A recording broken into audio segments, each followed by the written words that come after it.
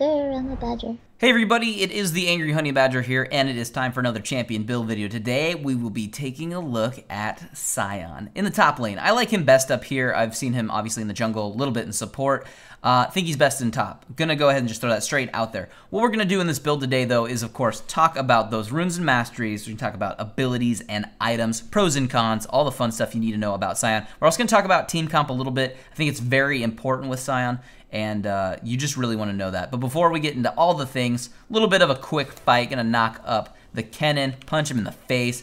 The gank coming in from Shaco. He is now slowed. Missed that kick, just barely. That little Kennen's just so small. We're gonna get stunned up, but Shaco's gonna finish it off. That's easy. We'll take the assist. But that's good. Good early game gold. Always helpful. But let's go ahead and jump straight into runes masteries. Get those out of the way real quick. Masteries down there, bottom right. Take a look at it. If you don't like it, okay. But yeah, we'll get those off the screen. You can pause it if you wanted to take a look at them closer. We also have the Masteries and Rune videos too down below in the description. Also, we're going to do another fight with Kennen. Kennen, the minions, they're doing more damage than me right now, bro. Don't fight. Don't fight people on the wrong side of minions, especially early. It'll kill you. You'll die. Kick. You're dead. That was just bad. That was a bad all-in. I know I hadn't gone back or anything, but I start Crystalline flask pots. Like, I'm good to go for a while. We just want to stay in top and farm up and harass. Crystalline flask and pots. We're good to go. That's what we want. So there's the first part of the build. We'll get that out of the way too. So let's get to the runes and masteries though. Now there's some options here. Your two options for marks, in my opinion, well, there's probably more than two, but the two I like are either armor. Yeah, I know I said that for marks. We're going to get really beefy. Like, let's get really beefy. The other one that's fun and good in lane and just good anyways overall, hybrid penetration. Really good on his whole kit. He has a lot of hybrid damage actually. So, I mean, you don't deal tons of damage, but the damage you do is hybrid. So, hybrid pen works well. We're going to go with armor on those seals. We're going to take magic resist per level on the glyphs, and we're going to take movement speed quintessences. That's what I like. It helps me in fights, helps me get around, helps me do all that. So, that's what we like. There, we picked up another assist too and fast forward. But those are what we do for those runes. Now let's talk about abilities so we know about his kit and what to max out. So passive, we'll talk about it. Glory in death. When you die, you're kind of not dead technically, but you are dead. You freely move around and attack during this. You have 100% lifesteal as well. You get a lot of attack speed and you can use a short burst. There's two ways to use this. In lane, when you've died and you know you cannot kill them because they still have lots of health, go for minions. Get the gold. You'll be able to buy more items when you go back to base. Kill minions. The second time is obviously because you're in the middle of a team fight and you need to deal more damage to the enemy team, or because you know you can kill them potentially, then you'd obviously just go ham on their face. So that's how you'd use Death and Glory.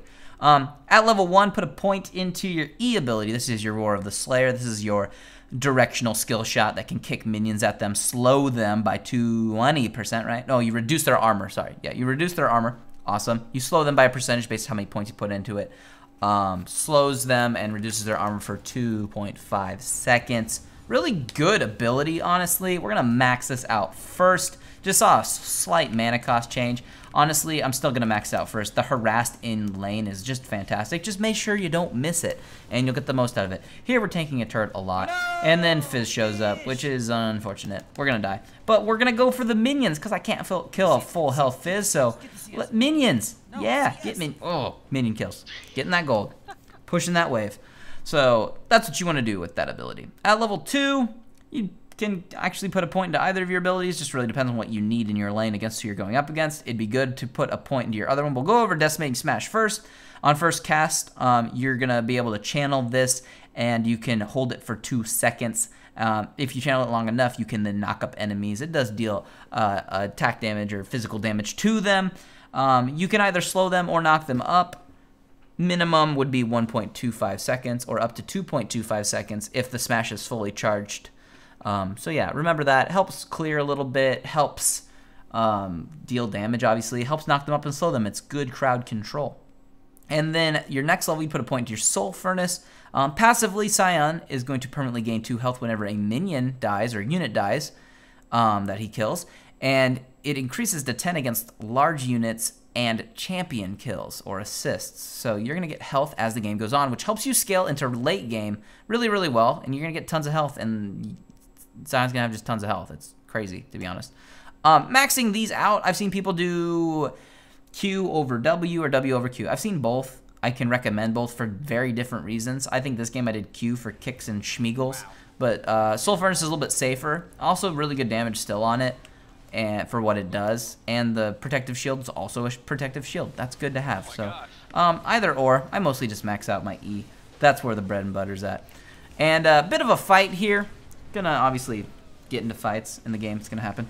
But we're going to use our ultimate real quick, knock up the Corki so we can finish him off in a second. So let's talk about that ultimate. That's your Unstoppable Onslaught.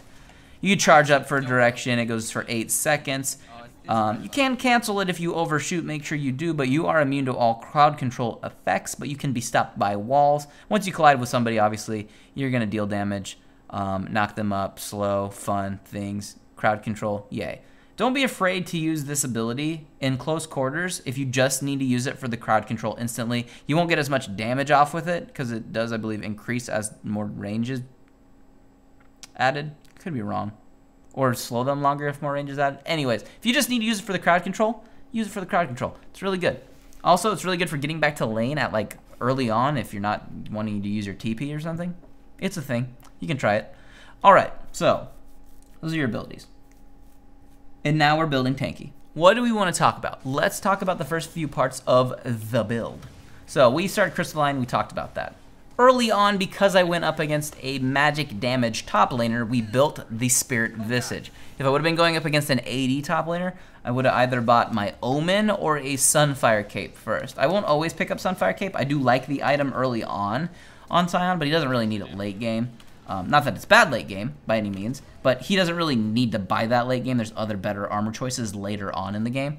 But it's good early. So if I'm going up against AD, then I'm going to obviously be prioritizing armor over magic resist. But this game, not a problem. They also have a, well, it's AD Fizz in the jungle, but he still does some magic damage. So Sunfire Cape first was good. Either or, flip it around. Obviously, right now I'm building the Omen to pick that up. And obviously, I'm taking towers for my team for them to pick up kills because Sion can take a tower for days.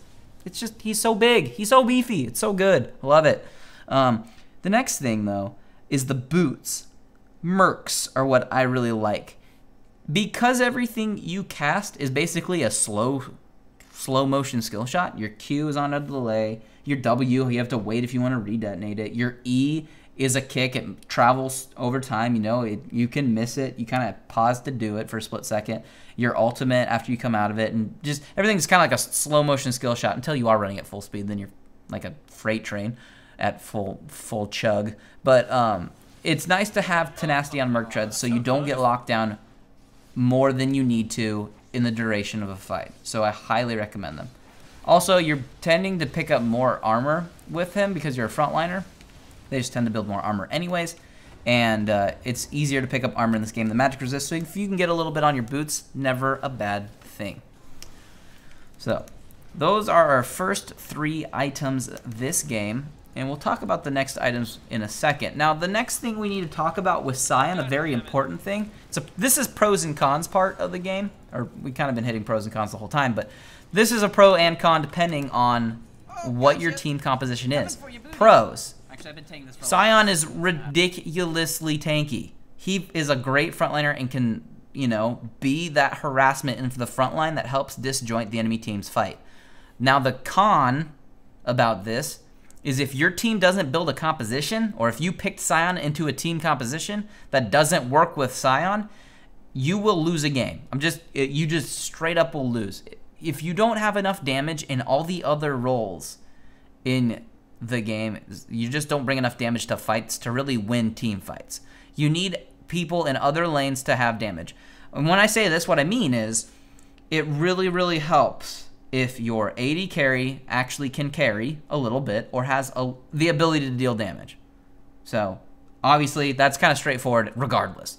The next ones are the more important ones. You do not want to be picking a top lane Sion if your mid laner is really like a support mid laner. And by support mid laner, I don't really have a great example off the top of my head, but somebody who doesn't bring tons of either burst damage or sustain damage for a long period of time in a good way. The only thing, I'm trying to think of, see, none of them are really popular right now, so that's not a huge issue, but for some reason, like, you would ramp well into late game with a Cassidon, although nobody's playing him right now, really. But he would ramp into late game, but he wouldn't have a lot of damage early, so you'd be lacking damage in fights early because he's going to have more of a ramping build as he continues to scale. And then, like, your jungler, you don't want, like, a full-on tank jungler. Going to be really hard. You'd like a little bit of damage from your jungler, too. So here, we're going to go in and we're going to steal Baron because our shield, we're going to pop it, like, we seriously shield pop Baron to steal it. That's just kind of, well, it's awesome for me, but that's really sad for them. I feel almost kind of bad. And then we're not going to die either. We're just going to run away. So you can also use your ultimate to run away. Why not? It's good. If people actually overcommit to a turret dive and you can start running away while they're under your turret, kind of hilarious and might get you a kill while living. But yeah, so the team comp thing is like if you had like a full-on tank jungler, I don't know, a full-on Nautilus or Sejuani, just pretty much somebody going also straight tank, you will have a really good frontline, yes. And they do deal damage, yes, but not in the way that you might need it against team compositions that can kite away from it and just live through it, especially like this enemy team has a Leona. Like they could kite away a tanky frontliner a little bit. So you can't have that. Make sure there's 3 possible other carries on your team.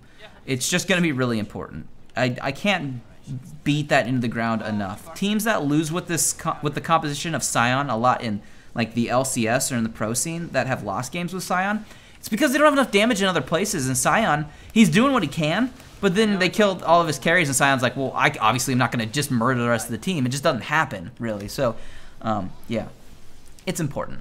So, yeah. We're punching people because we're dead. Now that fight, if you were watching that fight didn't work well for a Sion and or for our team in general because positioning wise for the team, we got kind of cut in half. You don't really want to get too deep as Sion. You want to be in front of your teammates, but not so deep that you're like trying to solo the backline like you're a Vi or something. That's too much gap. You'll get kited around a little bit. That's where the Mercs kick in and help, obviously. But you're just not in a good position. You'll get focused down a little bit too quick since no one's really there to ping off damage to the enemies because you can't hit everybody at once. So got to be careful with your positioning in those team fights. Be in front, but not too deep that you're going to get soloed out and your team can't come deal any damage. So it's a part of that whole bring damage to the fight thing. Make sure your team brings damage. Next, continuing on with the build. We obviously talked about those first few items. I like the Warmogs armor. It makes you huge. Right now we have 4,200 health, and we've still got 2 item slots left to build. We built, like at the end of the game with Sion, you could have 6,000 health. That would not be surprising. So we finished off Warmogs. We also then picked up a Thornmail. That does help us out in fights, especially against AD heavy teams. They'll do damage back to themselves when they go to attack me while I am zoning them and harassing them and kicking them in the throat with my kick, which is fun. So Thornmail's really good. Like I said, I wouldn't be picking up the Sunfire Cape late game. Really don't need to. I just pick up straight up, armor late game because I don't need health at this point. We're getting enough from our passive. That's not a big deal. As for the final item, a lot of options here, especially if you didn't want that like Thornmail and you want a Frozen Heart, great item. Other good choices, the Gauntlet's not bad. Frozen Mallet actually lets you kite even more. And, yeah, Guardian Angel could be ridiculous, or Banshee's Veil if you need more magic resist. Really, you want to go tanky. The only time I would take a little bit of damage if my team was not delivering on having damage is I would take a Hydra. It's the only damage item I would consider taking late game because you are this tanky late game. We were only stopping recalls there because we were backdooring for the win. That's going to be a build for Sion. Everything you need to know is in the description, and I'll see all of you in the next build video.